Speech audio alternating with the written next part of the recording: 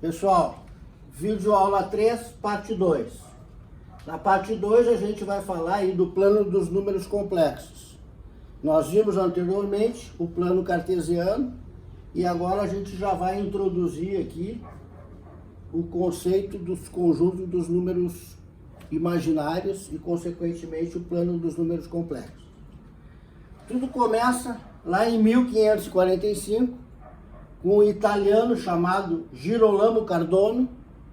Este italiano publicou um trabalho onde ele propunha resolver uma equação de segundo grau, aplicando o teorema de Bhaskara, né?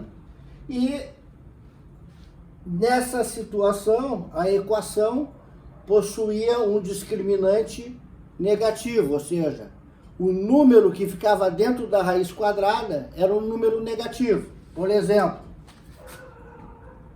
ficava a raiz quadrada de menos 16. Ele publicou em 1545 esse trabalho,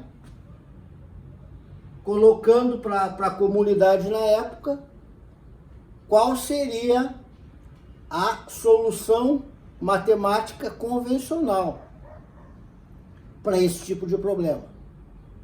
Ficou caracterizado, né, que havia uma pendência aqui, porque qualquer raiz de índice par não tinha possibilidade de solução dentro do conjunto dos números reais, porque a raiz quadrada, para dar o exemplo mais simples de índice par, né, a raiz quadrada de 16, o número 16 positivo, ela pode ser tanto o número mais 4, porque mais 4 vezes mais 4 dá mais 16, como ela também pode ser o número menos 4, porque menos 4 vezes menos 4 dá mais 16. Agora, a raiz de um número negativo, 16 negativo, ficava impossível, né? Na publicação se colocou que, ao passar aqui o 4 para fora, né, a solução era mais ou menos 4 e ficava pendente o menos 1 dentro da raiz. Então, a solução era essa, né? Haviam duas raízes, a raiz mais 4 vezes raiz de menos 1 positiva e a raiz negativa menos 4 raiz de menos 1. E aí, pessoal, transcorreram 2 séculos. 2 séculos. Até que uma outra celebridade, o Leonhard Euler, que se pronuncia, né? Ele propôs, então, que ficasse universalizado na matemática, né, aquele que ficou conhecido como o conjunto dos números imaginários, né, porque a ideia estava atrelado à impossibilidade de resolver uma raiz índice par do número negativo, nesse caso agora, esta raiz de menos 1. Ora, o que o Euler propôs? O Euler propôs o seguinte: olha, como esse número não existe no conjunto dos números reais, vamos ter que fundar um outro conjunto de números que vão conter este tipo de situação, resultados desconhecidos de raízes índice par de número negativo, e vamos chamar esse conjunto de conjunto dos números imaginários. Muito bem. Ao fazer esta proposta de conjunto dos números imaginários, convencionou-se criar um símbolo para esta raiz quadrada de menos 1. Né? Ninguém ia ficar perdendo tempo, né, de ficar desenhando, escrevendo raiz de menos 1, raiz de menos 1. Se criou um símbolo resumido para este fator raiz de menos 1. E o símbolo foi a letra I minúscula. Então, o I minúsculo passou a representar o raiz de menos 1. E o conjunto dos números imaginários, né, nesta época, então, estabelecido, lá em 1745, pelo Euler, né? Ele foi representado num eixo vertical. Já conhecíamos o conjunto dos números reais, né? Representados num eixo contínuo horizontal, porque os números reais são todos aqueles números inteiros positivos, negativos, e não inteiros também positivos e negativos, né? Ou seja, vão de menos infinito até mais infinito, aqui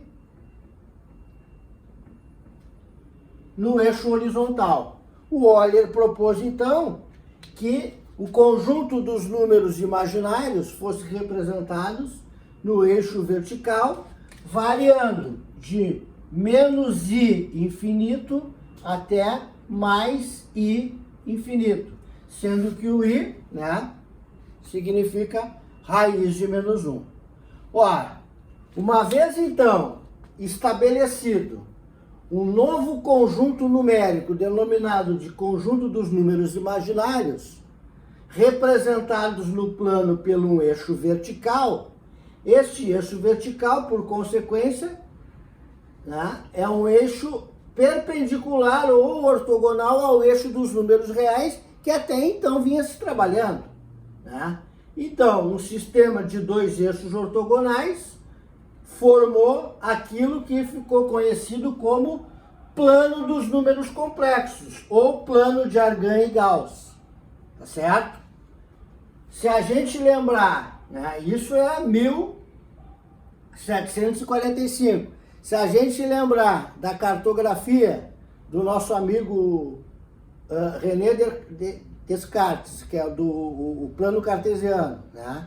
Ela já tinha acontecido lá nos anos 1500, né?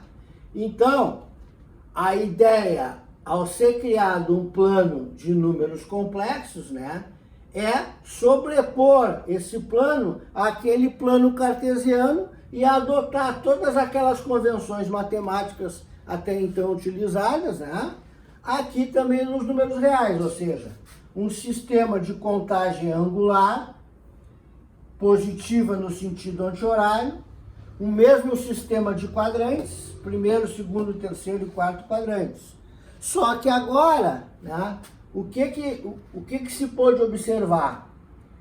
Aquele eixo que é o nosso eixo dos números reais, o eixo horizontal, ele se sobrepôs ao eixo lá do plano cartesiano chamado de eixo das abscissas, o x. E o eixo dos números imaginários, esse eixo vertical, ele se sobrepôs àquele eixo lá do plano cartesiano, conhecido como eixo das ordenadas, ou lá o eixo dos y, né? Ok? Muito bem. Então, na medida que se fez essa sobreposição de eixos, né, agora a gente começou a passar a adotar uma outra notação, que não aquela de x1, x2 para as coordenadas, né, e passamos a adotar este tipo de notação, este tipo de simbologia. A componente real do número complexo, aqui nós estamos representando no primeiro quadrante, um ponto com o número complexo C1. A gente diz que esse número complexo C1, ele tem uma componente real A índice 1, que equivaleria lá no plano cartesiano a abscissa x1, ok? E ele tem uma componente vertical no eixo dos números imaginários, que a gente denomina de imaginário B1, que lá no nosso plano cartesiano seria a ordenada y1, ok? Muito bem. De outra forma, se a gente estabelecer a medida da origem, né, da interseção dos dois eixos numéricos, 0, 0, até o ponto do nosso número complexo, nós teremos uma dimensão que a gente denomina de R1. a este segmento da distância do número complexo até a origem, esse segmento que a gente denominou de R1, a gente observa que ele forma um ângulo com o eixo horizontal dos números reais, que a gente denomina de ângulo θ1. Então vejam, esse nosso número complexo C1, representado por este ponto aqui no primeiro quadrante do plano de Argand-Gauss, do plano dos números complexos, ele vai ter aqui para nós duas notações que são essenciais a gente representar. Existem outras notações, mas a gente vai trabalhar apenas com duas. Só essas duas nos são suficientes, que é a notação denominada notação retangular do número complexo. Neste caso ficaria assim, ó, o número complexo C1 é igual, a gente representa a componente real dele, A1, tem valor positivo, tá? E depois representa a componente imaginária, que também é positivo, então, mais imaginário B1. Então, a gente diz que esta notação representativa do número complexo C1 é denominada retangular, porque ela trabalha com as duas componentes retangulares, as duas componentes ortogonais, as duas componentes perpendiculares, né? A1, que está no eixo real, e imaginário B1, que está no eixo imaginário vertical, 90 graus do eixo real, ok? De outra forma, o complexo C1 também pode ser representado por essa distância da origem até o número complexo, R1, e aqui a gente usa esse símbolo aqui, aquele símbolo que a gente usa lá na divisão, né, para fazer matemática, lá na álgebra a gente usa esse símbolo aqui, só que aqui não representa divisão. Aqui é só uma notação para dizer ângulo, e aqui a gente representa o valor do ângulo, θ1. A este tipo de notação, de representação, onde a gente mostra a distância do número complexo até a origem, até o 00, e o ângulo formado com o eixo de referência, o eixo horizontal, o eixo onde está o nosso ângulo de 0 grau, que coincide com o eixo dos números reais, né? A gente chama isso de notação polar. Observem agora, por último, né, que todo e qualquer número complexo que a gente formar, né, ele vai nos caracterizar um triângulo retângulo. Vejamos esse aqui, ó. Se a gente examinar aquele complexo C1, a gente pode notar aqui, ó, aqui está o ponto C1, né? Nós notamos o seguinte, que esta componente vertical do C1 aqui, ó, até chegar ao eixo dos reais, ela tem uma altura imaginário B1. E esta componente horizontal aqui vem a ser a componente A1, certo? Fechando o triângulo retângulo, nós temos aqui este segmento, o nosso R1, e aqui está o nosso ângulo θ1. Ora, daqui podemos concluir que todo e qualquer número complexo vai formar um triângulo retângulo. O que é o triângulo retângulo? O triângulo cuja um dos ângulos é o ângulo reto, 90 graus. Aqui está o ângulo reto. Como é que a gente vai denominar aí essas componentes do triângulo retângulo, né? Nós sabemos. O lado do triângulo retângulo oposto ao ângulo reto é a nossa hipotenusa. E fixado um ângulo qualquer que não um retângulo, né? Por exemplo, esse ângulo θ1, nós teremos o A1 denominado cateto adjacente do ângulo θ1. E o lado imaginário B1, cateto oposto. Ok, pessoal? Então é importante, desde já, a gente ver que independente do quadrante, aqui nós representamos o complexo no primeiro quadrante, Nós poderíamos ter, por exemplo, aqui, ó, um outro número complexo aqui, vamos chamar de C2. Ele está aqui nesse quadrante quarto, né? Ele teria, então, esta representação. Aqui nós teríamos R2. Aqui nós teríamos, ó, um ângulo θ2.